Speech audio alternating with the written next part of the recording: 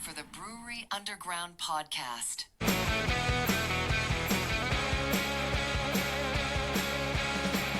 In Nashville's harbor wise, craft and brews will meet the skies. Stephen Scott, they lead the way. Brewery Underground, night and day.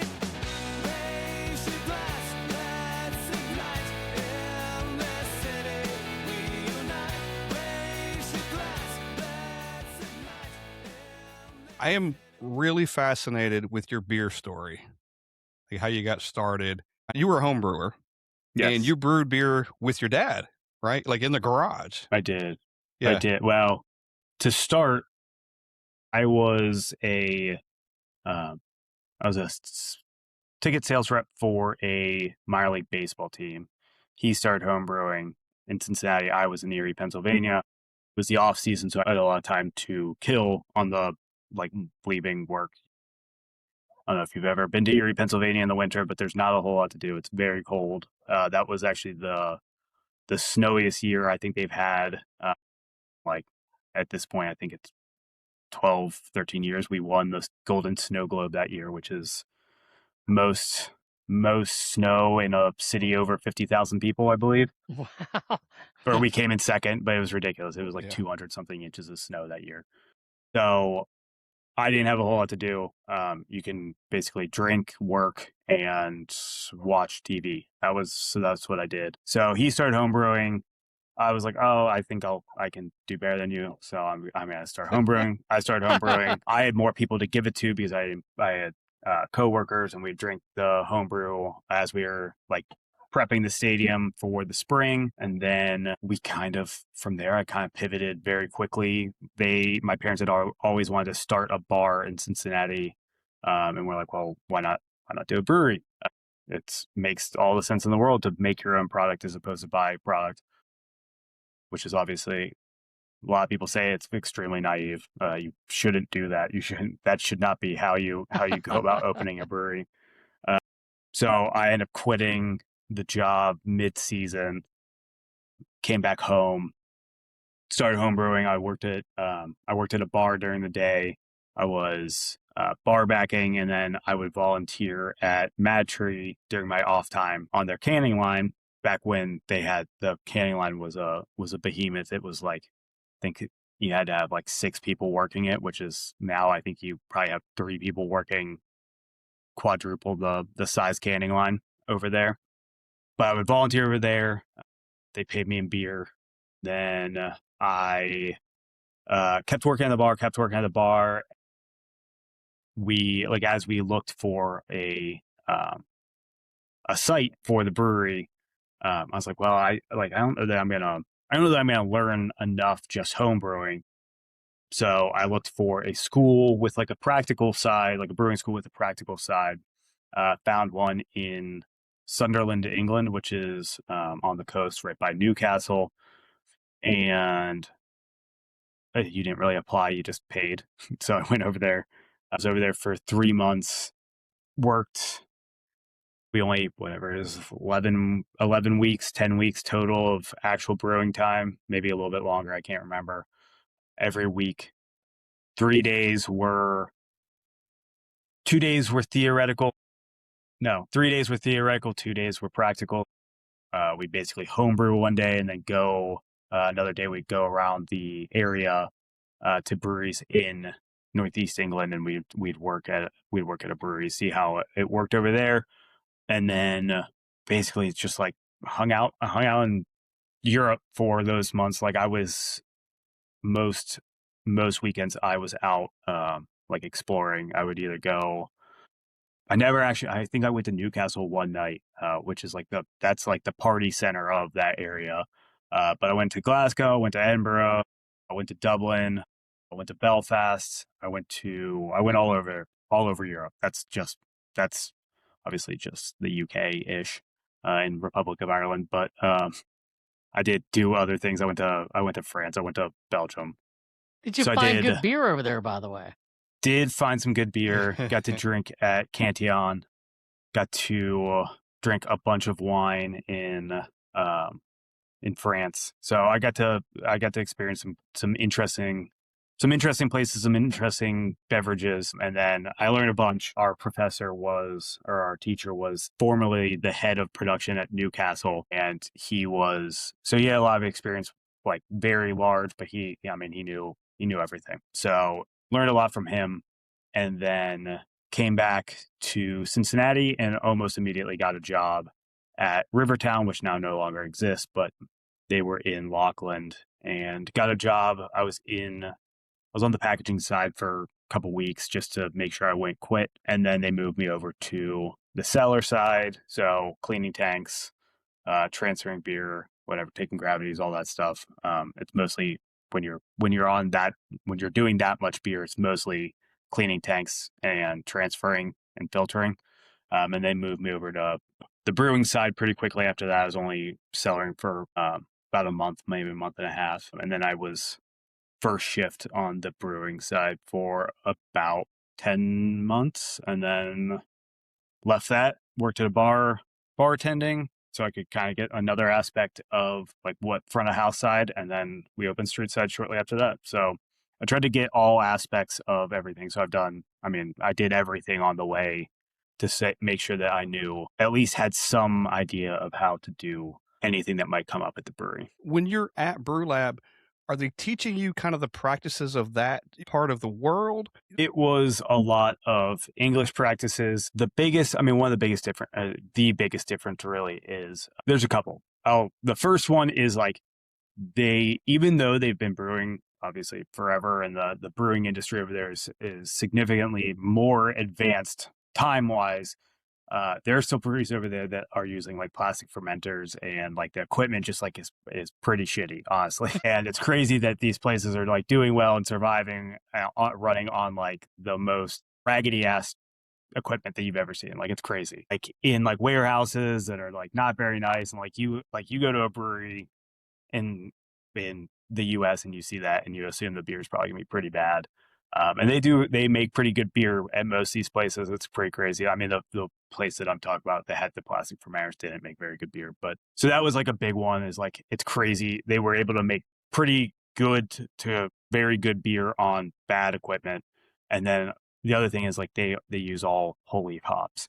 So it is a huge difference coming over, and the big difference between like once you're in the kettle, there's a huge change. So there was like a weird adjustment period when I started using, like, obviously at Rivertown, when I got over here, I had used whole leaf hops on a production level. I'd never used like pelletized hops on a production level. And there was definitely like a weird thing. I was like, how do I filter this beer out? Because the whole leaf hops act as a filter for them. They don't really, a lot of those places don't have a whirlpool to settle everything out, which is how you settle out like protein and hops in American brew houses.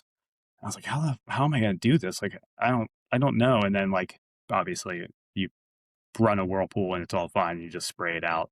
But over there, like, you throw in those hops, you might do like a whirlpool if they have the whirlpool arm. And at the end of the day, you like spray down the giant cone of whole leaf hops with cold water. And then you climb in, you shovel it into a garbage can. So your days are much stickier, and you're in the equipment way more than you would be over here. Like, most of the time I'm not climbing the kettle at the end of the day unless something went really wrong. So they're not brewing over there like a decadence. I was gonna say this, yeah. Some of them might. I mean, like, you do have your American, I don't want to call it American style, but you do have your like more modern styles over there. It's not all like English summer ales and ESBs, but like you do, like the places that I brewed, I never got to go to the more modern place that was in Edinburgh. We just like, there was 12 breweries to go to, and we went to 10. So like you only had time to go to 10, and I wasn't lucky enough to go to the one that was super small, and they tried to match you with what size production that they thought you were going to be doing. So I was going to bigger, more production size breweries. But yeah, the places I went to, I think I probably brewed an ESB at every one. If I had to guess, maybe a blonde ale. I think I no, I don't even think I brewed a lager. There was one, this dude, I mean, it was literally like, we got there at 9:00 and we left at 5:00, and he still had like 6 more hours on his brew day. And we left and we had a whole ass English lunch, and we had like 3 or 4 pints at lunch, and he did not care about, and I was like, this is not for me. This amount of time is not for me. I was like, at my brewery, or when I get out of here, we're going to be running off much quicker, and we're going to be much more about getting in and getting out, and not being hanging efficient. around. Yeah. Jeez. Yeah. It was a crazy day. It was a fun day, but man, I was like, I think he had 2 kids and a wife, and I was like, what is going on? Couldn't imagine doing that. Yeah. I know some brewers that are very slow, but not that slow. Garrett, do you keep in touch with anybody that you worked with over there? Not really. I have every once in a while I will hear from one of my classmates. He was South Korean classmate. He was he was kind of just there to be there, honestly. He was his family was the sole importer of fullers in South Korea, and he wanted to see what brewing was like, because he honestly, if he had the money, he didn't need to be doing anything. He could just run his company and be fine. But he wanted to see the other side of it, so he went to school. I still hear from him every once in a while. I hear from a couple of other guys just randomly. The 3 U.S. guys, I've seen one of the guys from the East Coast, Virginia area at CBC, but not in a while. I think I saw him. I think it was in Denver, so it was 2019 was the last time I saw him. Every once in a while, I still follow them all on Instagram, so I see a lot of what they're doing and everything, but most of us don't talk as much anymore. When you come from England and they're teaching the traditional styles, where does the modern day beers come into play for you? The adjuncts and stuff. Is that something you always kind of wanted to do? No, honestly, no. Especially back 10 years ago when we opened, there weren't a lot of places doing super high adjuncted stouts. There was a couple, obviously. But it wasn't as prevalent as it is nowadays. Obviously, if you're opening a brewery and your intention is to make beer, hype beer, I guess you got to do a pastry stout. You better be throwing beer in a barrel and expect to throw coconut on it in whatever, a year or a year and a half. I think when I got back, I wasn't really even sure what I was gonna brew when we opened. We had some ideas. Obviously, we wanted to start with an IPA. We wanted to start with a wheat beer. A lot of our ideas that we started with were just not very good. Our first brewer kind of really helped clarify what we were going to be making. He was big into sours. He was the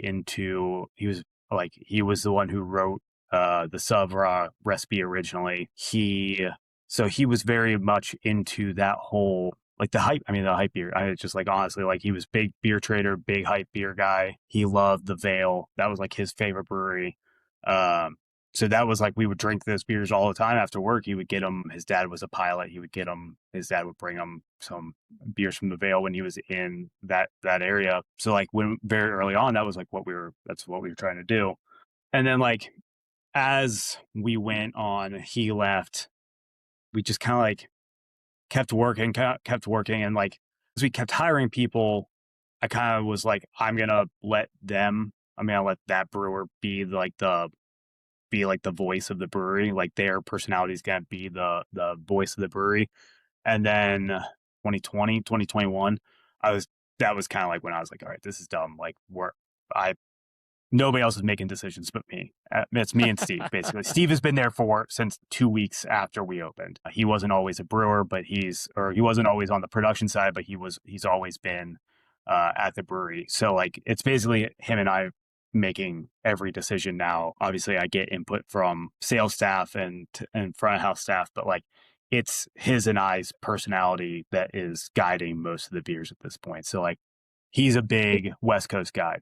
He loves his West Coast. He loves his bitter beer, and so I do try to keep traditional West Coast IPAs on tap for him. But everything else it's kind of just knowing what we want and kind of going from there. And when it comes to big stouts, it's mostly me and and looking up what other people are doing. And if it's sours is almost entirely me. Just seeing what we really haven't brewed a new sour in quite some time. It's just like people have their favorites, and it's not really worth it to deviate from the 7 or 8 that we're doing regularly, because like at most times we can't keep them on tap anyway. So it doesn't, like, why brew something that sells as well as it does, or why brew something else when those beers are selling as well as they do. So unless, like, basically it's just me picking what I want to brew at this point, not so much like inventing something new, unless it's something like that 900th batch where I'm looking for something totally different than what we've done. We do have a couple people that ask for banana. We have a sour called Nanner Pudding. And we've got a guy that, like, if you scroll through our Facebook page, he always comments that he wants it back. At one point, there was another guy who was asking for a beer called Puckett, which is our pineapple upside down sour. And I believe I said to him, I was like, if you keep asking, I'm going to keep pushing it back. So I pushed it back for like a year and a half because he kept asking for it. And I was like, I'm not kidding. I was like, yeah, like, if you ask for it, I'm not, I mean, don't annoy me. It was like I saw it on Facebook, like every single Facebook post for like ever had this dude asking for it. I think if you go back to like whenever we finally brought it back, like we did a post with every single one of his comments flashing. And finally I was like, all right, well, it's been long enough. We can bring it back, because we did a ton of it. And then I was like, all right, we need to pull back a little bit. We've been doing this beer too much. Like it's losing its specialness. So for that one, I mean, like if it's like eventually, like if you brew some beers, like if you brew your one-offs that are like typically only supposed to be, like, not supposed to be, but like are only once in a while, and you brew it like every other month or whatever, loses its appeal to the masses, and then you end up sitting on a bunch of beer because people are like, oh, I don't need to buy this beer. They'll brew it again next month. So that's when I end up not brewing it for a year and a half or whatever. Did any of your home recipes make it to Streetside, at least originally? Two-ish. Alpha, which is like our IPA, it was just like your standard IPA that you make when you're home brewing. You just 2-row brewer's malt, and it's Citron and El Dorado. And that was kind of I think maybe originally we had lemon drop in it, maybe because it was supposed to be like Stone Delicious, because I really liked that beer back when it first came out. And then that's changed. I don't even know that they grow lemon drop anymore. I haven't seen it in quite some time. So like it's changed quite a bit. It's definitely it was like way less bitter when we first opened. And then I've dialed up that bitterness to be like almost a true West Coast IPA at this point. It was kind of based around that Bell's Two-Hearted idea of like malty and a touch of bitterness, but not like rip your face off bitter. And now I'm much more on your true West Coast side. And Sofa King, which honestly is not the same recipe at all, other than the hops. When I first brewed it, it's a India Red Ale. It was 2-row and roast barley to give it color, and probably like some crystal malt or something. And now we've completely changed it. There's a company in Germany that makes a malt called Red X, which is like a red hued base malt. So we use that, and we use just like whatever pale 2-row brewer's malt that we have on hand. And then so yes and no on that one, but those are the only two that are definitely homebrew recipes. Even like Raspberry Beret that we've been brewing since day one is not the same beer as it was back when we first opened, because we don't make it as a Berliner Weiss anymore. We just make it as a sour, which is just all brewer's malt. Just go back to Sofa King real quick, because that was not lost on me.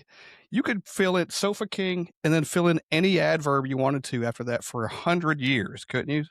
Sofa King Red and Sofa whatever that thing is. Yeah.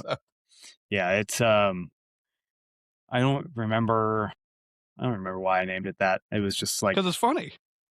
It is funny. It was funny. like, it was very early on. We had some names early on that I was trying to be punny on, and I try not to do that anymore. But unless I'm like truly out of names. But yeah, they were even now names are like not one of the most difficult parts of the job, but trying to find a name. Like we've got on Friday, the beer I'm brewing is another West Coast Pils with Forbidden Root and Orchestrated Minds, and we'll release in July or whatever. And I'm like dreading trying to find a name for it. I have no idea what I want to call this beer. You're trying to find a And tie probably all the time, right? A tie to the name sometimes to the beer. sometimes Yeah. if I can like try to find like sometimes a great name will just come to me. Sometimes a not so great name, like the Shiz Bananas. That was I was very happy with that one. Spring Breakers was good. Like it made sense. Like we go to South Carolina and it's a whatever. I was thinking like it's a good beer to drink on the beach. Speak of the Devil Stories. Well, you know what? Their brewery's closed. So it was one of the base is a beer that my a brewer brought with him from a brewery in Cincinnati that's now closed. And he was like, well, I hate naming beers. I don't want to name it. And I was like, all right, fine, I'm going to name it. And I think I may have just watched the Witch, which is like what the label is based off of. And I was like, oh, this will be fun. Like Speak of the Devil, like whatever. Sometimes we'll push the devil imagery a little bit too far sometimes, but like whatever. And I was like, oh, like he hated his boss. Like, and we were talking about his boss. I was like, and his boss may have showed up. So I was like, Speak of the Devil, whatever. And then like a couple weeks after we released the beer, he's like, by the way, that's the beer I brewed for my wife. And I was like, well, you probably should have told me that because I named it Speak of the Devil. Like that's on you, dude. Yeah, like that one works. I like that. That's one of my favorite ones. Like Demogorgon doesn't really make any sense. Like it was just like we brewed a beer that was called Where's Barb, and then we barrel aged it and we call it Demogorgon. Like that is kind of a tenuous line between the names, but whatever, it is what it is. And it's now our I don't know if it's our most popular beer, but it's our biggest stout release for sure. But it's also tied to Halloween, it's tied to Stranger Things, it's tied to all sorts of stuff. It's definitely one of those ones where like it may not make a whole lot of sense to anyone who's not like in Cincinnati and doesn't know the lore of the beer, but it is what it is. One of the beers you have that makes me laugh the most is called the Boring Beer Lager. Oh yeah, boring beer. Yep. Which is the complete opposite of almost every other beer you have, name wise. That is, that is definitely like, it is a boring beer. It is the, like I put a little, like it's supposed to be our Bud Light. I mean, that's what we tell people. Like when we have it on tap or when we have it in cans or whatever, it is supposed to be Bud Light. So when somebody asks, like it would, it would have been called Our Lightest Beer, but everybody has or many breweries out there have a beer called Our Lightest Beer. But you got to have something like that, right? For people that are coming in. I mean, we do. We have a couple now. We have less now because boring beer exists, but like Game Ball, which is our golden ale, is one of those, is that beer. What is that beer that we always have? Because boring beer because it's a lager, it takes a little bit more time. We can't always time it up to always have it. Yeah, it's one of those ones where like, it's great to have during the summer. So I try to make sure it's on tap during the summer. It's great for football season, great for Reds games. So it is definitely one of those beers that like, I wanted people to know. I think I said it as a joke, and then our creative guy was like, no, that's great. We should run with that. So that's what we did. And we were we really tried to push that as like its own, because it was like right around the time garage beer was taking off that we brewed, I think, our first batch. And I was like, all right, well, like maybe if this catches on, like this could take off. And obviously like we did put a lot of creative work behind it, but like we're too small and we don't have the push that like we tried to make it a thing, and it's a thing for us, but it's not really a thing for anybody else. It's coming out again here soon. We've got, if I could pull it up and share it with you guys, I would, but we've like, there's a little stamp on it. There's a little stamp on it that says now in an exciting new color, and the blue is just like a slightly lighter shade of blue. And it's not like, obviously we try not to make anything too exciting because like that doesn't make a lot of sense, but it is our only 12-ounce can. Garrett, Streetside is a family-run operation. Yes. And you're in your 10th year now. Yes. What's it meant for you guys, your whole family, you and your entire family? That is an interesting question that I am probably not the best person to ask. I think my parents and my sister. I mean, like most of my family has worked at the brewery. My wife worked at the brewery. My wife worked at the brewery. My mom manages the tap room. My dad does CFO type stuff. My sister was marketing for a little bit. My cousin and her husband both bartended. My brother-in-law built the outside tables. So like it's definitely provided, and he also plows for us during the winter because I stopped wanting to do that. I stopped wanting to shovel. Like one of the things that we say to bartenders to remind them like that this is important. Like this is like how like that what they do is important. And like this is how a lot of people pay their bills. Like this is it's everyone's livelihood. It's like it's been a huge part of our lives for 10 years. It's like I said, like Steve has been there for 10 years. Our sales guy's been there for like 8.5. One of our brewers has been there for 5 years. Like like our guys have the guys that are the core people at the brewery have been there for a long time. And it's like how they feed their family and how they pay their bills and all that. So like it's incredibly important for us to like keep everything going and like doing the best we can, because like that's it. Like we don't have anything else going on. Like for like me and for Kathy and Brian, my parents, like we've sacrificed a ton to keep everything going. If you ask my wife, I'm sure she's not super psyched at like what our social life looks like or what our vacations look like, because if I was working a normal whatever job at 36, we would have our 2 weeks, 3 weeks, whatever, however many weeks of vacation that like a person normally gets. During the summer, she goes on vacation and I'm either at the brewery or I'm at a festival or whatever. We've given up a lot of our time in our late 20s, or now getting into our late 30s on this project that is Streetside. It's just one of those things. Like we've put a ton into it, and like we're happy. I'm glad that like people enjoy Streetside. I'm glad people enjoy the beer. I think we've gotten to the point where like the beer is always getting better. We're always trying to improve, and like it's nice that people recognize that and want to talk about, like you guys want to talk about it and want to drink it, like the people that come to the brewery do, and whatever, you know what I mean? It's like we've been recognized, I guess nationally-ish. Yeah. And with awards and with festivals and all that stuff, and we have our people at home that are the ones that really do pay the bills, the regulars that love our beer and they're there every day. So, or not every day. Well, and you're probably going might to be a be little- maybe humble about this, but in a city where there's a lot of great breweries, and Scott would agree with that too. I mean, Streetside gets talked about as being ranked right up there. I mean, is there anything that you really feel like you can say about that, as by how you feel when you hear those kind of things? I mean, like there's when it comes to like where you look at yourself in the like echelons of breweries around you, like I can certainly see that, like, I mean, just based on like awards or whatever, like if you just base it on like, or your Untappd score or whatever, like if you just go off of real metrics, yes, we are definitely like up there in the echelon, like upper echelon.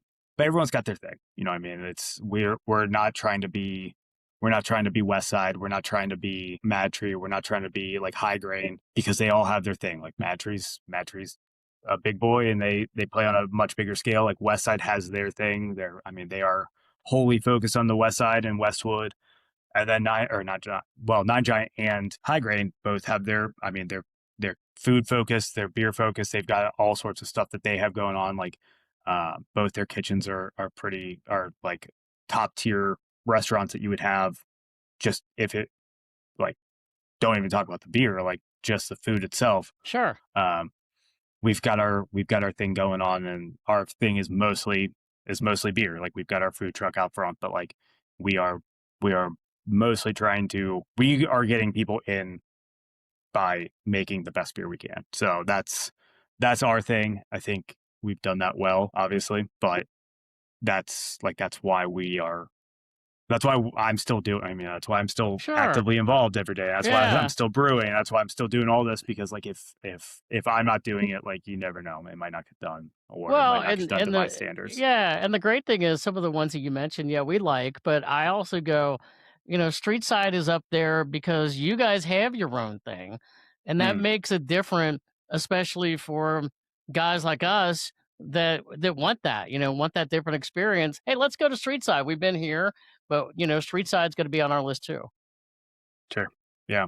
And like one of the nice things is like some of the smaller breweries. I mean, like you go to. I'm just gonna keep going back to Mad Tree, but if you go to Mad Tree, like they're always gonna have their beers that they always do. Like if you come to Streetside, like for the most part, you're probably gonna find. I mean, if you haven't been there for 6 months, it's going to be almost an entirely new tap list. Like there might be something that like there's going to be some crossover, especially during the summer where we'll have Raspberry Beret, we'll have Return of the Mac, we'll have Sub Rob. But like other than that, we've got 24 taps, and it'll probably be 21 beers that you have not had, or is a new batch of a beer that you have had. So You guys are one of those breweries that are perfect for flights, and not one flight, 2 or 3. Because what you just said, there's 21 new ones, and I haven't been in a couple of years, so I'm going to go. Every single thing is going to be new. The colors are going to be all different on the flight, and it's going to be great. You're going to get to try all these styles. I think your brewery is set up perfectly to have flights at least for the way Steve and I drink beer. yeah, sure. I mean, that's definitely like I have my opinions on flights. I don't know that they're the best way to to consume a beer, but if you're trying to try every beer that we have, that is like there's very few ways that you can do it other than getting a flight and trying 4 beers at a time. So we're traveling into town, as we're like traveling town. He goes a couple times or a few times a year, but I might get once a year. So I get, I want to get as all I can at one time. You know what I mean? Yeah. Yeah. And I mean, like, especially Cincinnati, I mean, like many towns are like this, but like Asheville, like you were, I don't even know if we said it while we were recording, but Asheville, you can walk to a lot of these places that are like, you can try a bunch of beers easily by walking. Like you can't do that in Cincinnati. Like you gotta drive, you gotta Uber, and there's a ton of breweries. So like if you're going to have a whole day of drinking, flights are probably a good way to do it. Well, Scott and I are coming up in September, and we're going to be doing all sorts of brewery tours, and we'll be at Streetside. So, when we stop in there, hopefully we're going to see you. But one of the reasons we're coming up, we do an annual trip every year. We hit breweries. Sometimes we'll hit a baseball game, but also we're coming up this year because we wanted to go to Oktoberfest Cincinnati, which I've been to. Scott has never been before. Are you guys going to have any involvement in that? No, probably No? not. Okay.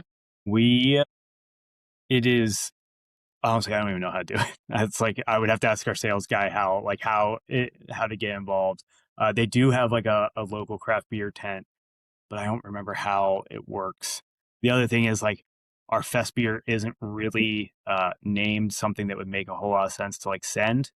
So like it was prior to us trying to make lagers a little bit more of like a classy affair. Obviously boring beer is not like one of them, but like eventually like we started to be like, all right, like our Japanese rice lager is just gonna be one word, and it's gonna be very short, very succinct, and you're gonna know what you're drinking. Like it's fest beer is called Rainy Day Clubhouse.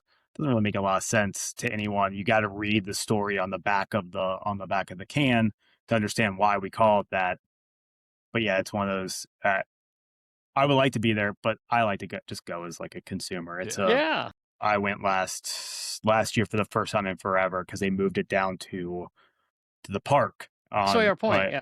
They moved it down to Sawyer Point. It used to be up on Fountain Square, and then it's moved around. But like now that it's off the streets, it's so much better. It's like a real like Oktoberfest. You've got your tents. It's all like, it's so much like physically it's cooler. Like it's not as hot because you're not standing in the street. It's like it was very, very nice. I was really enjoyed myself this past year. I'm very glad that they moved it down to Sawyer Point because it's a lot more like viable for me to go down and hang out.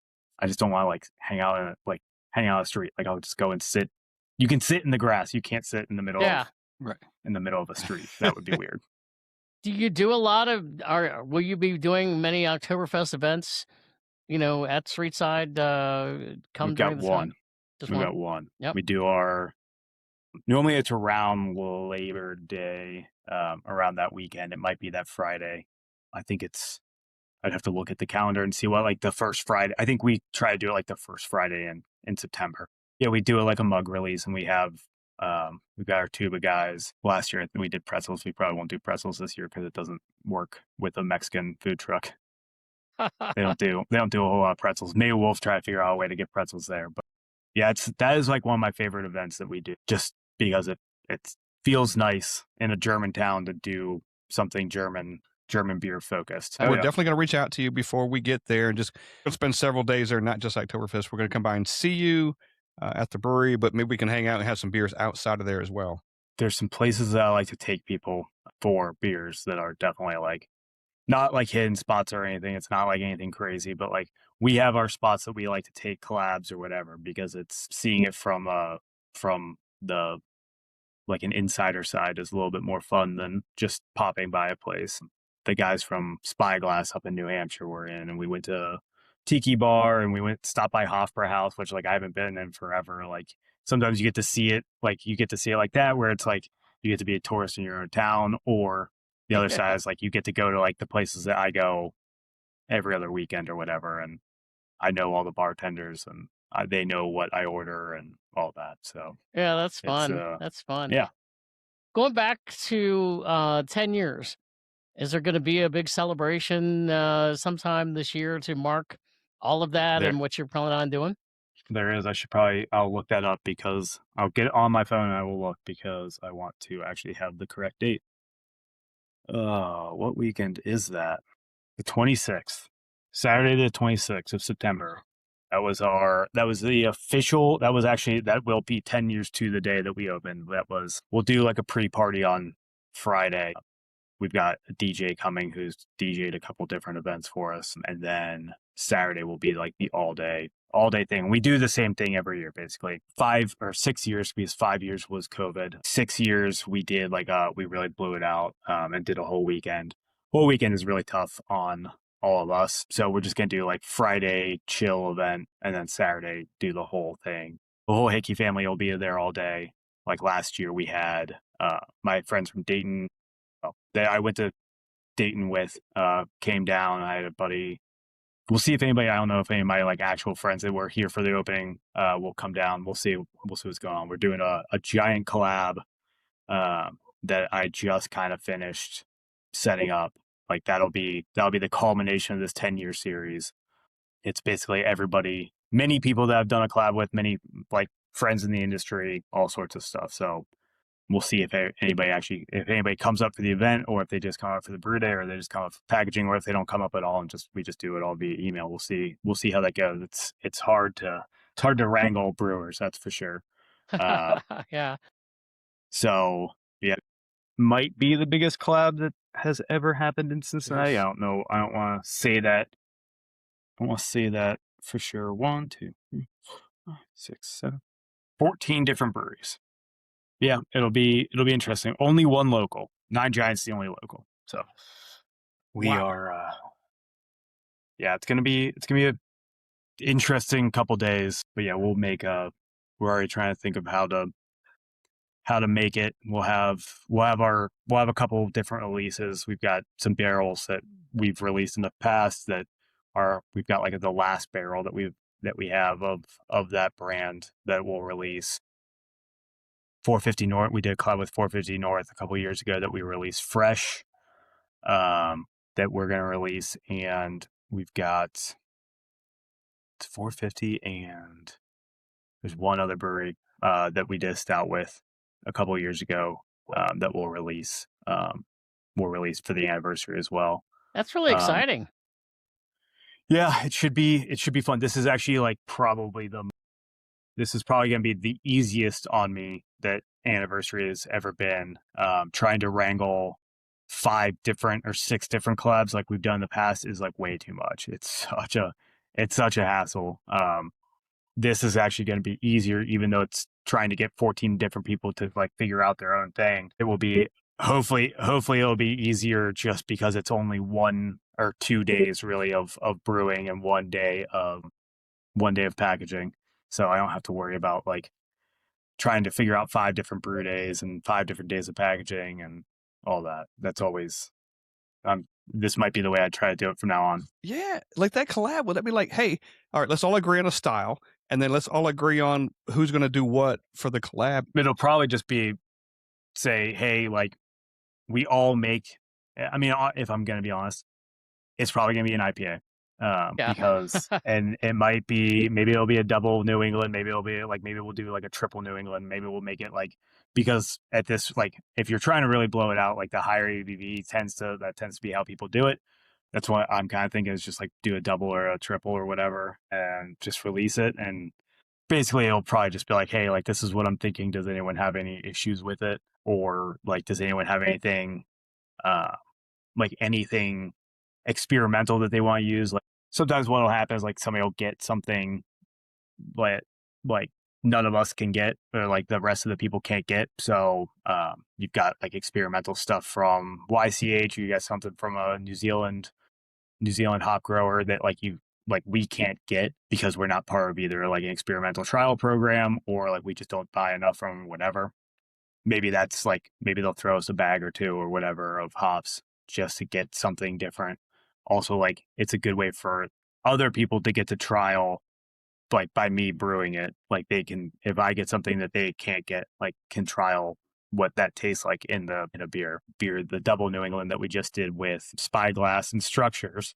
We used 2 different types of Verwaka from 2 different cultivators, and they were both excited to try it because one is like the furthest south hop grower, and one's like kind of the traditional hop grower that everybody thinks about in New Zealand. So they were excited to see what the differences are. It was very interesting to see like what the flavors were. We actually ended up having to like not age it, but like let it cool down a little bit. It was very, very, very dank, and it kind of has chilled out a little bit. We let cold crash for a little bit longer than we normally would because it needed some time to mellow out. When everybody says, hey, this is what we're in for, do you still have to develop the recipe? Okay, I've got this and I've got this and I've got this, and I know what the style's going to be, but now you got to dial in the recipe and the numbers and all that stuff. Is that kind of your job at this point for the 10-year? Yeah.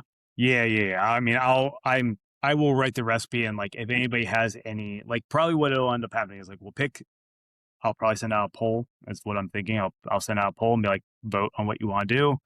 And I'll send out the recipe. Like, does anyone have any huge issues with this? And if somebody's like, I don't like that, then I'll take into a consideration, like whether I strip out the thing that they don't like, or be like, maybe, hopefully, that's the positive. And they're like, hey, we really like this, maybe do this. Take that into consideration and then apply it to the brew day.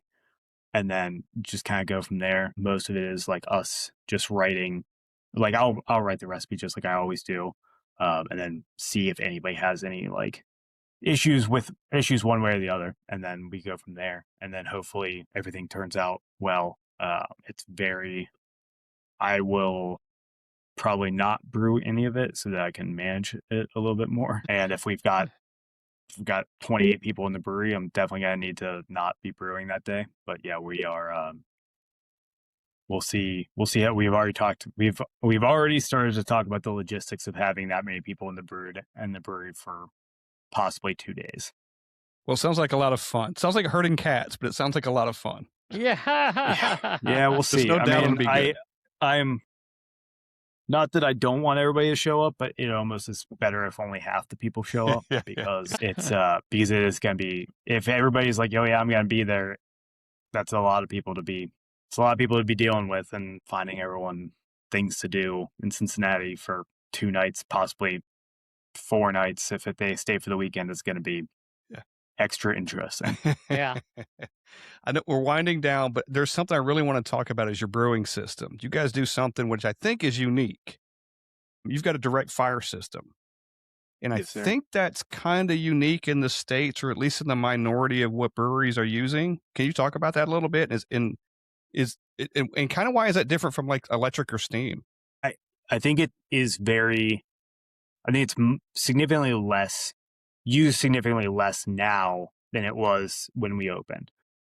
I was at Rivertown, they were on direct fire system, and that was what I was comfortable with. That's part of the reason we went with it. Steam is definitely like a more efficient system. I wanted to go with direct fire for the caramelization. It's something that you can really, you're really getting a lot of. It's a different type of caramelization on direct fire because obviously it's direct fire, as the name implies. Steam, you just kind of have like it's a different type of caramelization that you get on the kettle. I think actually steam is a better system for like IPAs. You're imparting a lot less color on an IPA. If you're trying to go for that straw color, like it would be nice to not have the direct fire system. We can change the boil time, and that's the big way that we can reduce the amount of color. But yeah, it was like one of those things that it was what I was comfortable with. In the UK, it's pretty popular. That and electric are very popular. And I had never worked with a boiler before. And I didn't really want to start working with a boiler at my own brewery because it is a hassle. You have a lot more regulation on with a boiler than you do, and a lot more maintenance than you do with a direct fire. Like I really don't have to do a whole lot with our system. We'll call somebody in every once in a while to clean it out and make sure everything's running right and the combustion is running properly. But honestly, like we kind of just like turn on, turn off, turn on, turn off. Like it's fine. It's great for stouts. It really like the amount of caramelization that you get on a direct fire system is significant compared to steam. I would say the worst part for us is that it takes a long time. You can't get to a boil quite as quickly as you can with a steam system. It takes us, once we're done running off, it takes us like another 35-ish minutes to get to a boil. Whereas steam system, like most of the time, those guys are like 4 degrees off of a boil when they get to end of runoff. So there's some definite trade backs. If I were to go back and do it again, I'd probably get a steam system. You can do a lot more. You can do decoction mashes. You can do step mashes. You can do all sorts of stuff. And like I said, the color pickup on a New England is significantly less. It is what it is. You know, I mean, I've got my system. We like it for what it is. It does the job. I mean, in general, I like our brew house. There are better brew houses out there for sure, but what we've got works for us, and the big issues that we have are solvable for the most part and don't take a whole lot of like extra thinking on our part to remedy. But you're still learning, right? I mean, you haven't mastered everything yet.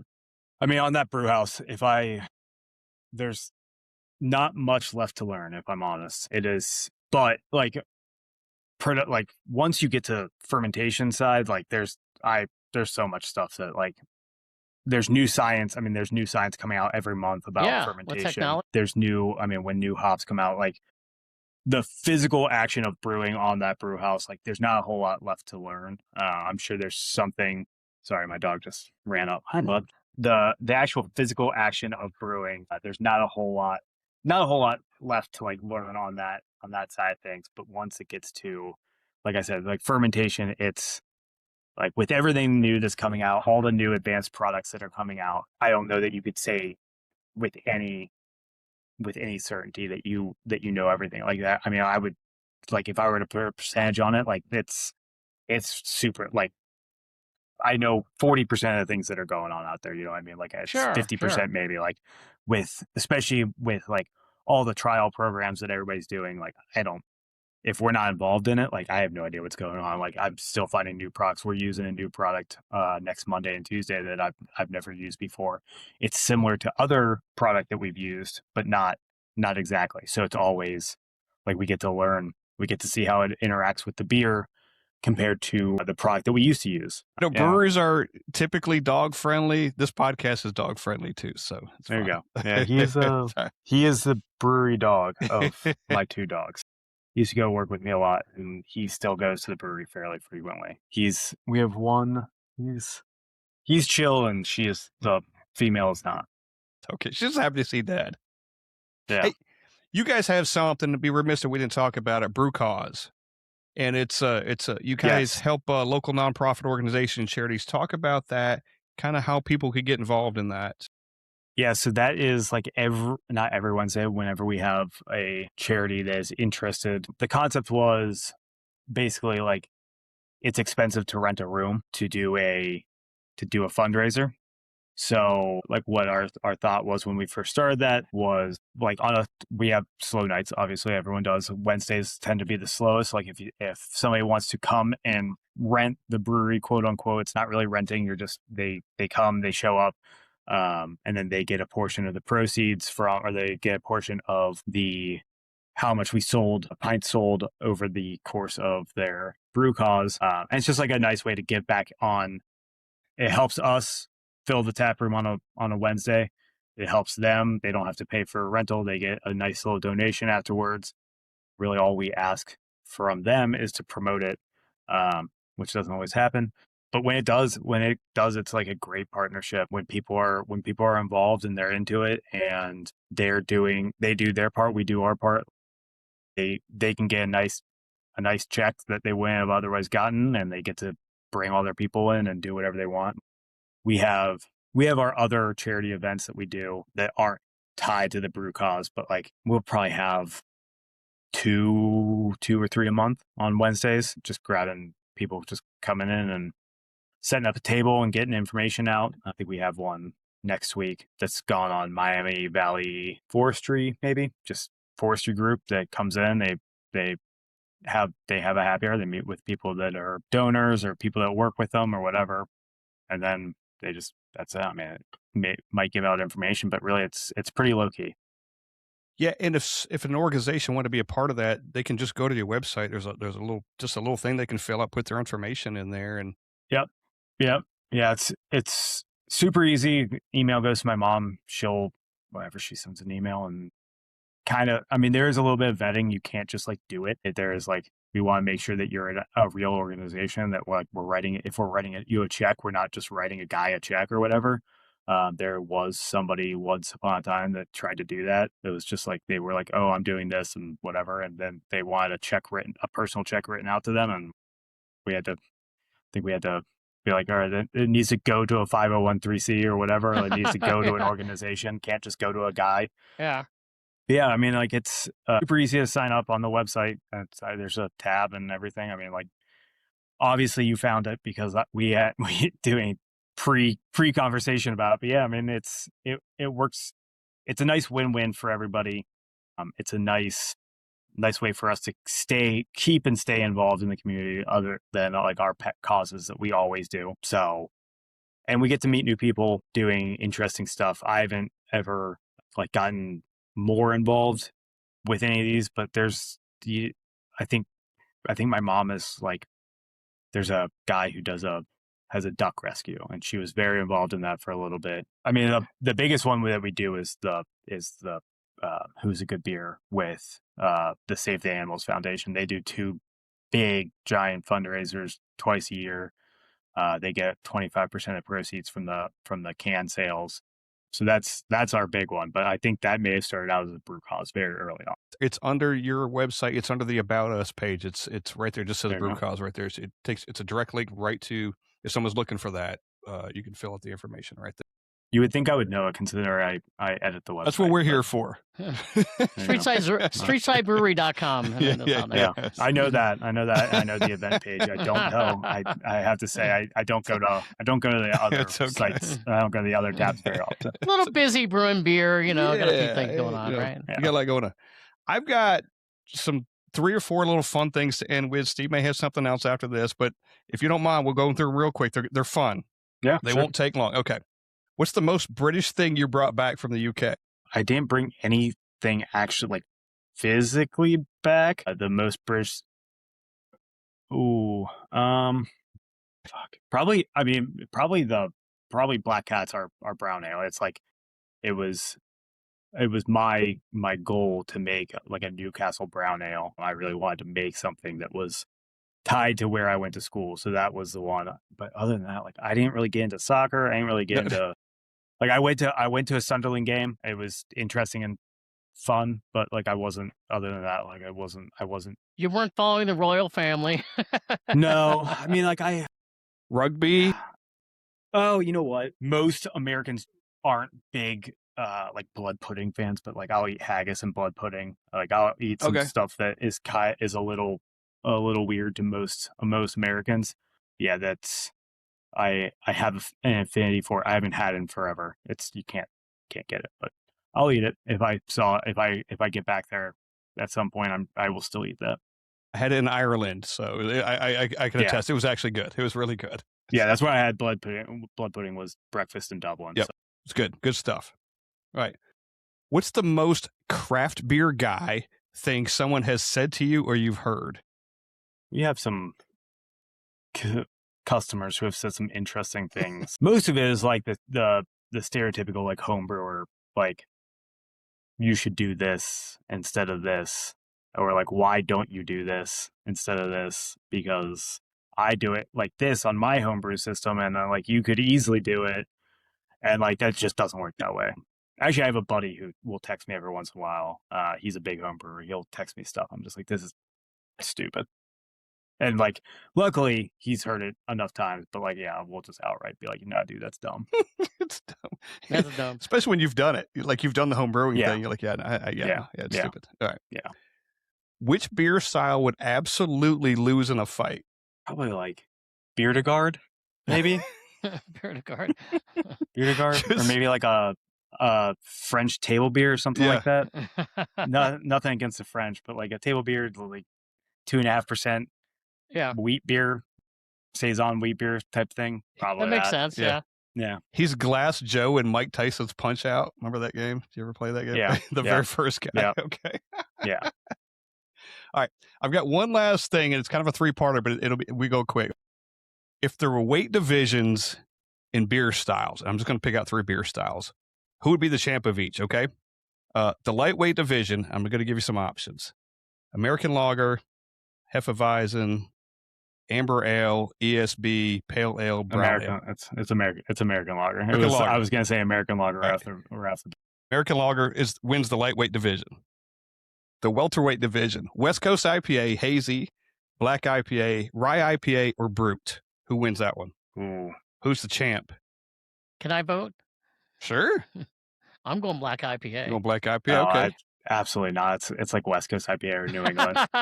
I mean, if you just like think about like the market, just like if you're thinking about like what you're seeing the most of, it's probably hazy nowadays. It's like the new. Well, you're the or brewer, wel- so I'm going to go with you. the new welterweight champion is the New England, but like in the past, it was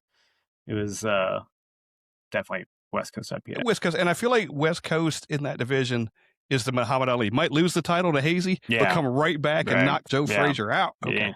Yeah, there you go. Okay. All right. And then the last one, the heavyweight division: barrel-aged Imperial Stout, barley wine, pastry stout, Russian Imperial Stout, Belgian Quad. And if there's another one I hadn't put in there, feel free to add. Wine. Barley wine wins the heavyweight Barley wine, championship. easy. Wow. Easy. Okay. Yeah. Wow. Yeah. I mean, I don't like them and I don't drink them, but like that, there's a reason why I don't like them and I don't drink them because they're Because of the heavyweight champs. heavy. Yeah, they're heavy and it's a lot of beer. It's a lot of Okay. beer to have in one It sitting. is. Yeah. All right, and to come full circle, ESB versus American Pale Ale in 3-round boxing match. Who wins? Probably. I don't know. I'm tempted to say ESB, but it's probably Pale Ale. Okay. I mean, just going with my gut on that one. Yeah. Like you get the ESB, the old tried and true, but the APA comes in and Yeah. it's kind of Yeah. bolt up and It's just got a little bit more zing, you know. yeah, yep. Okay. Yeah. Okay. That's kind of the last thing I had. I had more, but we'll save All that right. for another day. Steve, you got something to end on? I got one thing, and I couldn't let this slide, man. You mentioned a Steve during this podcast episode, and even though this podcast is going to come out after this happens, After on Steve May Day. the 8th, you have a Yep. special event going on at your brewery. Can you talk about that? It is Steve Day. It's a celebration of all things Steve. Not because of me. Not because of you, because of Steve Schmidt. I don't really. This is like our creative guys thing. He wanted to do it, and I was like, whatever. I don't care one way or the other. If you want to do Steve Day, the thing I say to them often is like, the world's your oyster, or it's your world. I'm just living in it. So yeah, if they feel passionate about doing something like that, they did it. So Steve Day, got the Steve flight, you got the Steve discount, you got the Steve food item on the menu for the food truck, and then we have Steve stickers. Yeah, it's a whole thing. Well, it's just a sticker that says "Hello, my name is Steve." So you're not like you could just go to Staples and get a sticker that says that. Yeah, it's we've done it always, and it's always a couple days after Steve's wife's birthday, which is not intentional, or the first time wasn't intentional, and now it's kind of just funny, so we keep doing it. We could move it around. There's no reason to keep Steve Day on the day that we have it, but we think it's funny. At least some of us think it's funny to keep it right by his wife's birthday. Just do it. Well, that's Is awesome. there a vetting process? Are you checking IDs at the door to make sure there is a We Steve? will, yes. Yeah. Yeah, you gotta be like a Steve or a variant of a Steve. Stefan. I don't know. There's a whole list of Steve's. So Steve on my names. driver's license, I could There get you in. go. Yeah. You will Okay. definitely, you could definitely get the discount for sure. Well, Steve and I used to get confused with each other early on, so I don't wonder if I could pass for a Steve. Maybe. Maybe. Yeah. With the proper ID. I mean, if you said your name was Steve, you never know. We might just give it to you. Okay. Well, cheers to that. I don't think it's that big of a deal. You got 800 Steves in the tap room. Yeah. That's We awesome. would. I think we would know on that one if it was 800. Well, Garrett, you've been great, man. You've been great. We've had you for 2 hours, and this has been fantastic. And we want to say cheers to Steve, but also cheers to you and Streetside on 10 years. Thank you very much, guys. I Yeah. appreciate it. Congrats to you Thank guys. you. Thank you so much for spending so much time. It's been a lot of fun. Yeah, no problem. Have a good one, guys. All You right. too, See man. you soon on the Brewery Underground Thanks for being podcast. here. Cheers.